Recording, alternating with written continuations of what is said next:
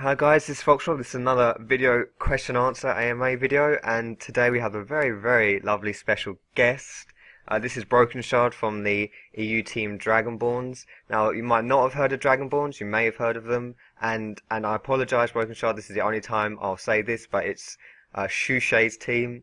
You must get that all the time. You must get that all the time, and I won't. That's the only You'd, time I'll say it.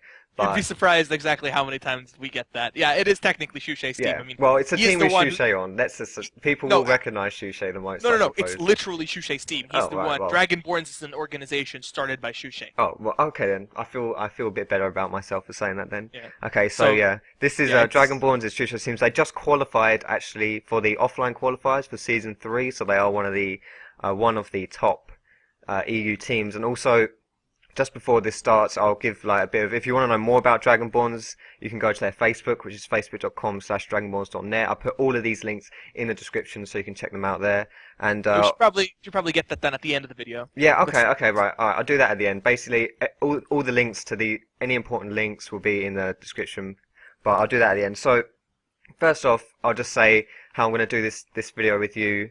I'll give you the questions or whatever. Just talk as much as you want about stuff. Like the more detail, the better, really. And it should be awesome. I might I won't interject you or anything, but I'll add my insights. And if you think I'm totally wrong, then just completely slate me off and stuff. But I'll be like, you're wrong, you're stupid. exactly, if I question you, then it means you have to go into more detail. So even if I'm Yeah. wrong, it's brilliant. Anyway, No. If I'm not completely specific on something and you need more yeah, detail about it, just go ask me. sure, right. Okay, so with that out of the way, let's get underway. So the first question I want to ask you would be, in your opinion, what do you think are the top 3 junglers, in your opinion, at the moment, top 3 junglers? I get this question absolutely all the time. Who do you think are the top 3 junglers, tier list style? I think that the 3 most competitive junglers, I'm going to, in no particular order, okay, just so it makes it very easy for people, Yeah. alright? Uh-huh. I'm going to start with Cho'Gath. I think Cho'Gath is one of the 3 most competitive junglers. Should I go, like, why he's really Yeah, competitive? sure. Tell me why it's good. Okay. Tell me why it's good. Cho'Gath, I think, is one of the strongest junglers in the game right now because he is a pick that you can literally use in any situation. Mhm. He can be used in a burst comp. He can be used in a poke comp for disengage. Burst comp because he's got his true damage and his actually quite a lot of damage, and you can catch people really easily with your Q. He's a really good support jungler when you have to protect someone because his silence has a nice range. His rupture covers a good amount of space, and he's got enough disruption, and he makes himself a big threat. He can be a support jungler in that sense where he can protect. He can be a duelist because when you max E, you actually out-trade a lot of AD junglers. He's like the jack of all trades, and he does this job better than most junglers in their respective roles. And not only that, he gets so many free stats.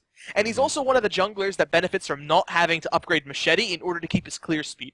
So you can go from Machete, Philostone, and instead of going for a Spirit Stone, you can go Philosopher's Stone for some extra gold per 10. And you can just rush items like Randuin's and Frozen Heart because you're getting so many free stats from your ultimate. He saw a lot. I think as well. People say with Cho'Gath is that a Mumu and Cho'Gath are very similar. And the thing is with Cho'Gath as well, if you can't get a Mumu, because a lot of people ban out a Mumu, like if I'm thinking from Yeah. solo queue point of view, and Cho'Gath is like you say, like really well. He fits into everything. He just does everything Exactly. completely, He does everything completely well. he does everything really well. All right. And moving on from that, I want to keep Amumu out of the top 3 right now because normally I would put him in the top 3 right now because it's a little bit easy to disrupt his jungle, but not as easy as it was before. But he's actually getting a series of nerfs, so I'm going to wait until after the nerfs to see where he stands. Fair enough. That's a good. All right, good. so instead of putting that out there, I'm going to bring one of the Season 2 gods out, Xin Zhao, he's actually one of my favorite champions and my most played jungler. And is actually the jungler that is most banned against my team. I feel that Xin Zhao is a lot like Cho'Gath, in the sense that he can do a lot of different roles built in one champion. Let's just take a look at his kit, alright? His Q is a attack speed on hit steroid ability. It gives him extra damage, reduces all his cooldowns, and in the end of it knocks someone up. Alright? His W is an attack speed steroid and some sustain. His E is an AoE slow / glap closer with a really low cooldown once you get some points into E and Q. And his ultimate is a disengage, splitter, initiate, did I say disengage already? Yeah. Nuke, defensive steroid, all in one spell. Like, Xin Zhao fits well into poke comps as well, because you can disengage really well with your ultimate. He fits into initiate comps because you can charge in and catch someone out of position in an instant, forcing a flash. He has so much damage in the early and mid game, and in late game you can just build as a pure tank. You have a lot of free stats from your ultimate. When you hit more people, you get a lot more resistances in both armor and magic resist. And he fits well, in my opinion, he fits best in single target burst comps. When you charge it onto someone and they get the challenge debuff, you immediately ult away their entire team, and that target's going to be the center of attention. You can do this to tanks, and they will melt because of your armor debuff. The armor shake. The one thing I have a problem with Xin Zhao is if you get behind a little bit early, you're kind of in trouble. I find that, yeah. And he's not as strong until level 3. Unlike Cho'Gath, where you have your E and your Q and you're already a monster. Literally. You're literally a monster. Like you can probably fight anyone, but Xin Zhao, you just need a little bit of time to get to that ramp up period, and then you're almost impossible to stop. That's the thing I find as well. If with those kind of like, I classify Xin as a bruiser. I don't know whether you disagree with that. I think he's pretty much as bruiser as it gets. He's a bruiser tank. Yeah, exactly. And the thing is with those kind of champions, when you're jungling, if you do get behind early, like you said, I think that kind of limits their playstyle a little bit. Like in my opinion, if you get behind on those champions, then it kind of means that you can only really be a tank. I think you can easily carry with someone like Xin.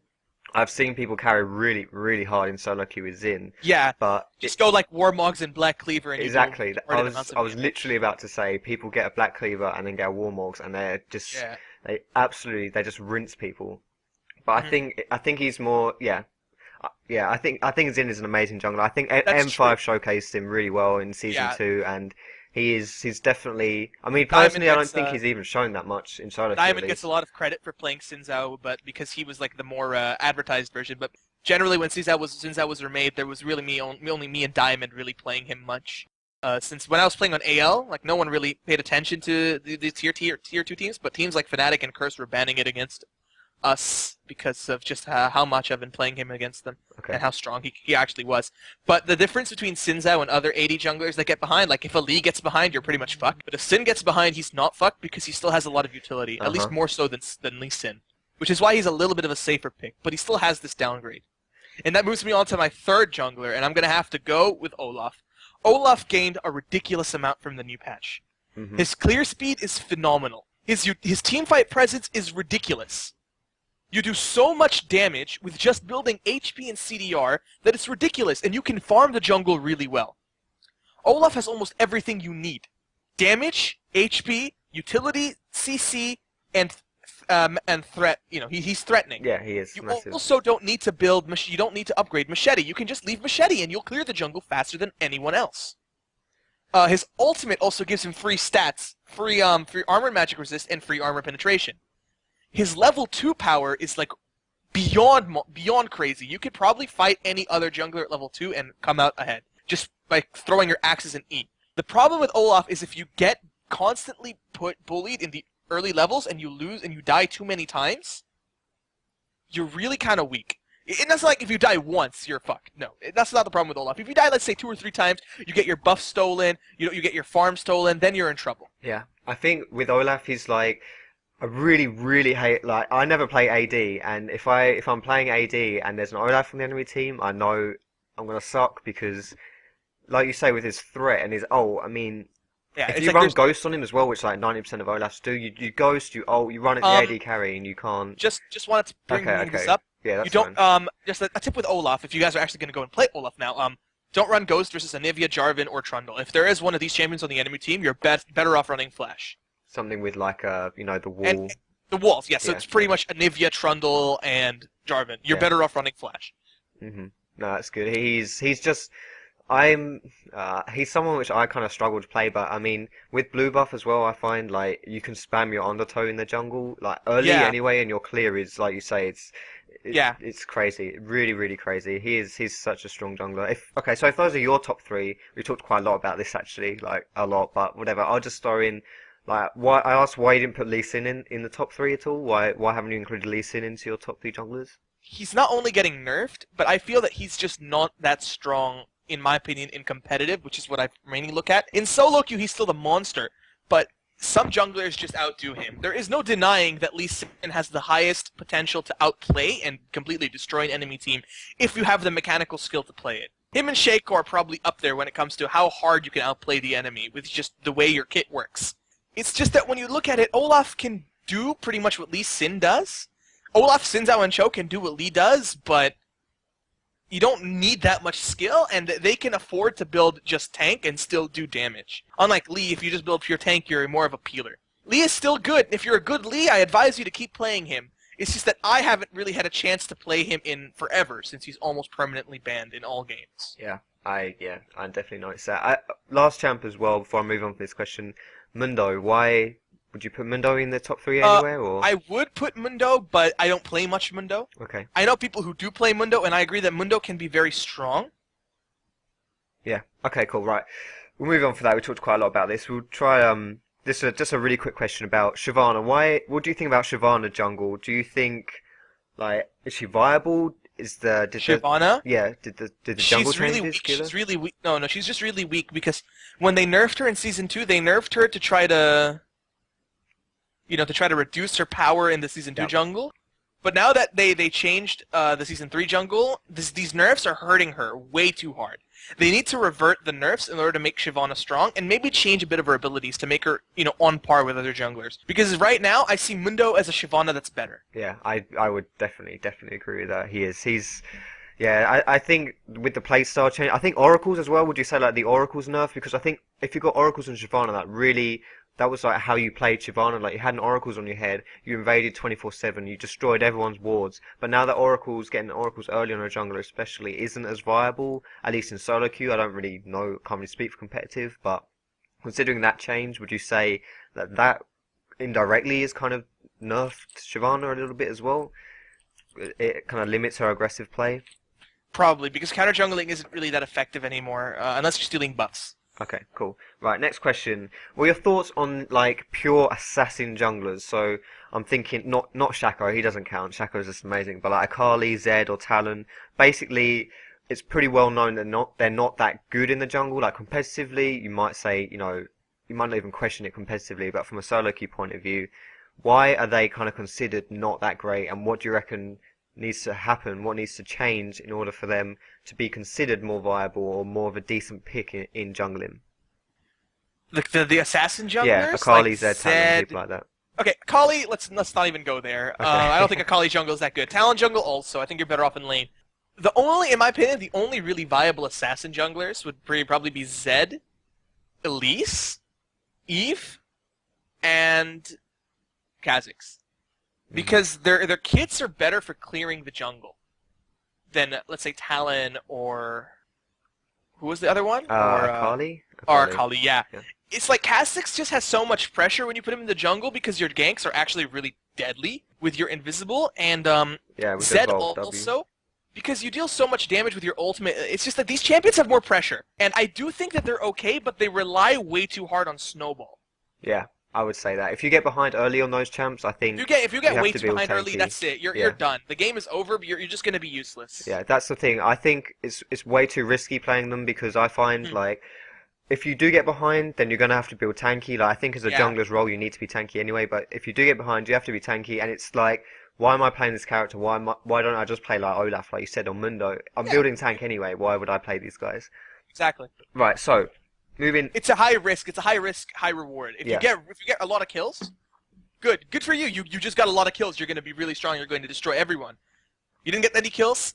You're going to be okay. You just got to make sure that you play it properly and make sure that your team doesn't get snowballed against in a bad team fight. You got killed a lot. You got counter ganked, and you weren't really able to gank anything.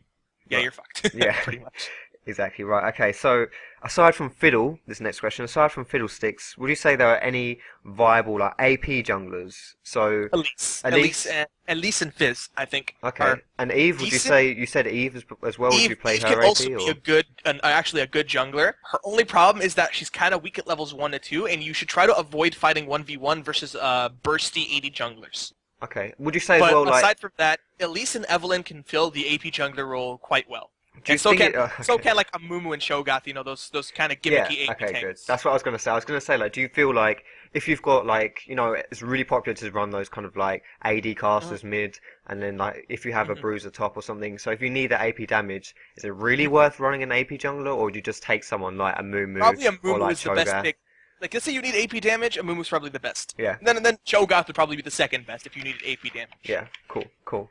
Right. And next question: Do you decide what lane you'll be focusing on, like with ganking and stuff like that? Do you decide what lane you'll be focusing on in champ select, like from the picks, or do you decide like as the game unfolds where you really need to be paying your In Season attention 2, to? I would have done it from the picks.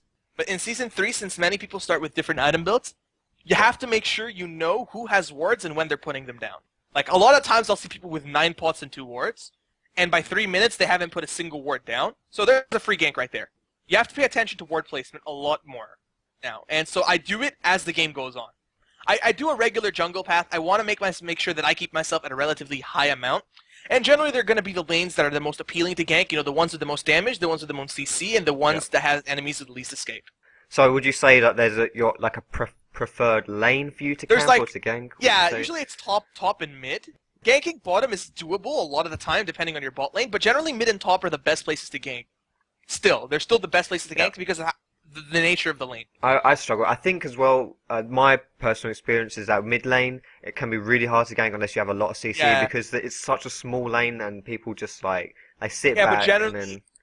Generally, mid laners are really squishy. Yeah, they are. Very and squishy. If you're an AD bruiser, if you go all in for an enemy, like a kill, or you go all in for like harass, because generally with people like Talon, your escape. I don't want to say he's an escape, but it's gonna displace you in a way that's gonna be beneficial for an enemy jungler to pounce upon.